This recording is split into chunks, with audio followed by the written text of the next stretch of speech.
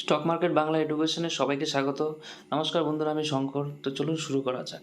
আজকের যে ভিডিওটা সেটা একটা স্পেশাল ভিডিও হবে, কারণ ইন্টারডে ট্রেডিং নিয়ে কিন্তু অনেক প্রশ্ন আসছিল আমার কাছে যে ইন্টারডে ট্রেডিং করার জন্য কী কী নিয়ম আছে বা কীভাবে করব। তো আজকে এই বিশেষ নিয়মগুলো কিন্তু ডিসকাস করব আমরা ইন্টারডে ট্রেডিংয়ের জন্য।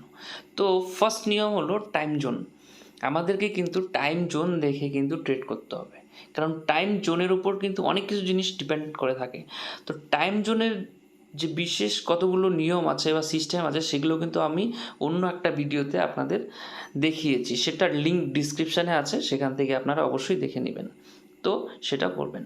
Secondly, market direction. এবার মার্কেট ডিরেকশান কী হচ্ছে, মার্কেট যদি পজিটিভে যাচ্ছে তাহলে কিন্তু আমি বাই করব, এবার মার্কেট যখন নেগেটিভে যাচ্ছে তখন কিন্তু আমি সেল করব।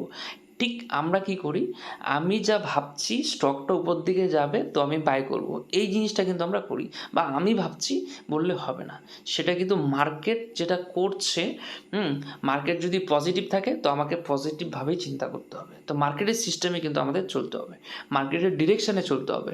তো এটা আমাদের করতে হবে। থার্ড কি, সেক্টর দেখে কিন্তু ট্রেড করতে হবে।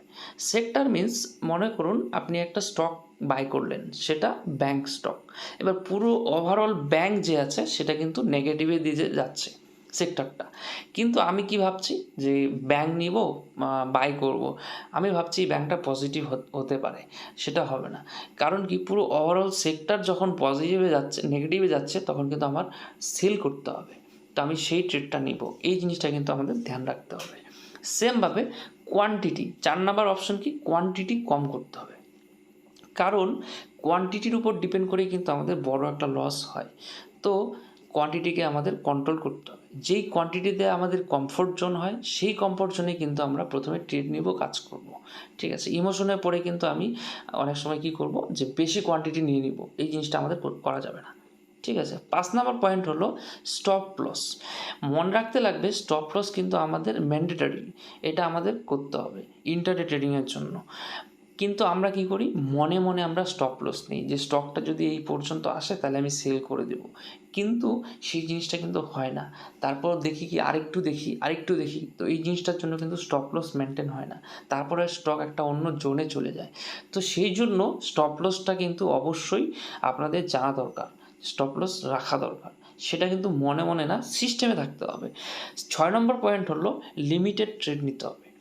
মানে আজকে একটা স্টক নিলাম, প্রফিট হলো বা লস হলো, বা দুটো স্টক নিলাম, কিন্তু আজকে প্রফিট লস যা হয়েছে সেটাই কিন্তু লাস্ট। কিন্তু আমরা কি করি, প্রফিট হচ্ছে তো কন্টিনিউস ট্রেড করে গেলাম, তারপর দেখলাম যা প্রফিট করেছি সেটা লাস্টে দিনের শেষে সব দিয়ে দিলাম।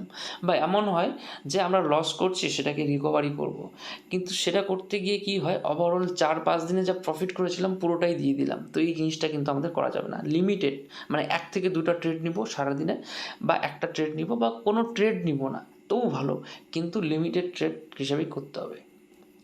7 নাম্বার পয়েন্ট কি, পেপার ট্রেডিং। আমাদের কিন্তু পেপার ট্রেডিং করতে হবে। পেপার ট্রেডিং হলো অন্য একটা সফটওয়্যার থাকে, যেটা অনেক কোম্পানি আছে, আমি নাম নিব না, যে কোনো কোম্পানি কিন্তু ওই পেপার ট্রেডিং প্রোভাইড করে।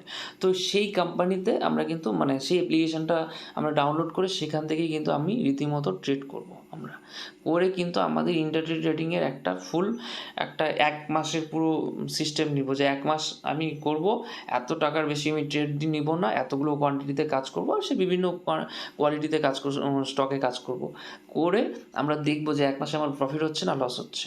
তো সেইভাবে কিন্তু আমাদের অ্যাকুরেসি লেভেলটাকে 100% করেই কিন্তু আমরা ইন্টারডে ট্রেডিং করব।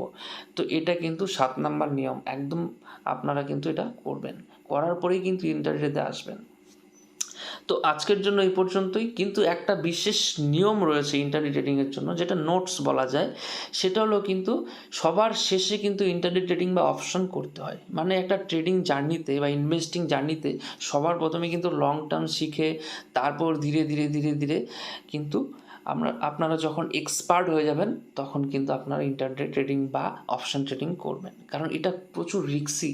ঠিক আছে, আর এইখানে কিন্তু বেশিরভাগ ট্রেডাররাই কিন্তু লস করে, আর তার জন্য কিন্তু তারা স্টক মার্কেটকে কিন্তু অ্যাভয়েড করে, বা একটা অন্যরকম ভাবে যে স্টক মার্কেট গ্যাম্বলিং। তো এই জিনিসগুলো কিন্তু ইন্টারডে ট্রেডিং থেকে হয়। অ্যাকচুয়ালি ইনভেস্টাররা কিন্তু বড় বড় যে ইনভেস্টার আছে তারা কিন্তু ইন্টারডে ট্রেডিং করে না, তারা কিন্তু ইনভেস্টিং করে। তো এই জিনিসটা কিন্তু আপনাদের মাথায় রাখতে হবে। তো বন্ধুরা, আজকের জন্য এই পর্যন্তই। পরবর্তী ভিডিওতে আবার দেখা হবে। ভিডিওটা যদি ভালো লাগে অবশ্যই ভিডিওটা লাইক করবেন, কমেন্ট করবেন, শেয়ার করতে ভুলবেন না।